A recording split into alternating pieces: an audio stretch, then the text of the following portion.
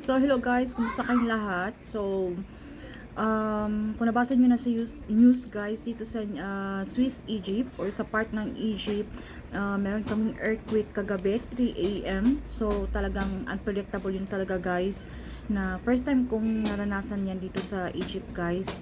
So, although meron naman talagang earthquake dito sa Egypt, but then hindi, ano lang, kumbaga, hindi mo maramdaman, alam mo yun, first time ko yun na talagang shaky yung bahay guys, yung parang talagang as in malakas, but thankful na rin kasi hindi siya nagtagal guys, nag-stop agad. So 3 a.m. yun, patulog na sana, so patulog na sana kami ni Talia, and then yung biglang nagulat na lang ako guys na talagang umano yung building, kasi natatakot ako dito guys, kasi building kasi dito mostly, and then nasa 6th floor pa kami, and dalawa lang kami ni Talia guys, so talagang natakot talaga ako, so talagang naratol ako ba, kumbaga yun pala yun, pag nasa sitwasyon ka na, hindi mo yung parang maging kalma, wag kang magpanic. So, ako, afternoon, talaga nagpanic ako guys, naghanap ako nung, kasi naka-short lang ako guys, naka-sleeveless. So, naghanap ako nung dress na maisusuot ko, tapos pang cover. Pero hindi ko guys, hindi ko mahanap, kasi yung utak ko talagang ang daming gustong gawin.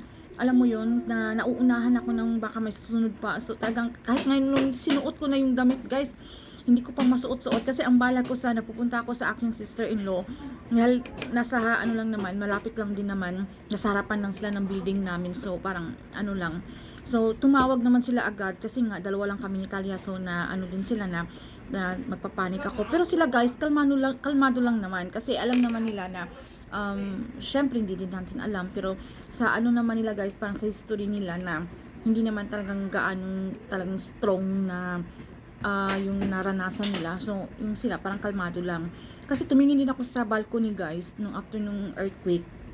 Kung yung mga taong nagsilabasan, 'di ba? Yun naman sa atin, 'di ba, minsan. Wala guys, ang tahimik. So, parang nasa loob lang ng bahay yung mga tao. Tsaka wala din akong ingay na naririnig. Tsaka yung habang bumababa na ako dahil pupunta na nga ako sa aking sister-in-law.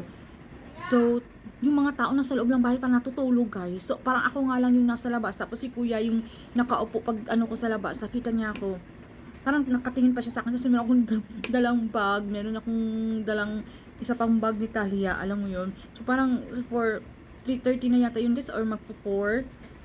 Sabi niya, saan kaya, siguro sa isip ko, saan kaya pupunta tong babaeng to? Yung parang gano'n. Kasi kalmado lang sila guys, talagang hindi nagpanic. Kumbaga, so siguro dahil alam naman nila na, so as a first time naman guys, dito sa Egypt ha, kasi alam naman natin sa Pilipinas na talagang prone tayo, but then, alam naman natin pag, nakakalabas agad tayo ng pintuan, so talagang feel natin na parang, tayo na naging safe tayo kasi nasa labas na tayo ng bahay.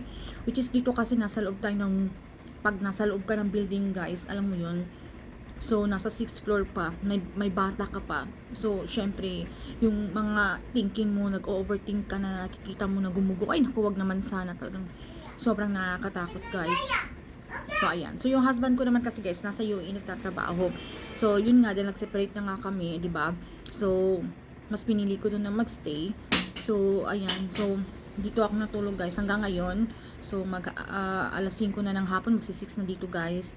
So andito pa rin ako. So I think siguro mamayang gabi doon na siguro ako matulog sa bahay kasi akala ko merong aftershock guys, pero wala naman. Sana Lord wala na sana susunod guys. And then meron din ako nakitang news guys na sa part ng Egypt na merong yung may building na gumuho, yung part ng side ng building nila, parang guys. So siguro dahil luma na yun. So anyway, dyan na muna matatapos guys, and then dahil lalabas kami guys.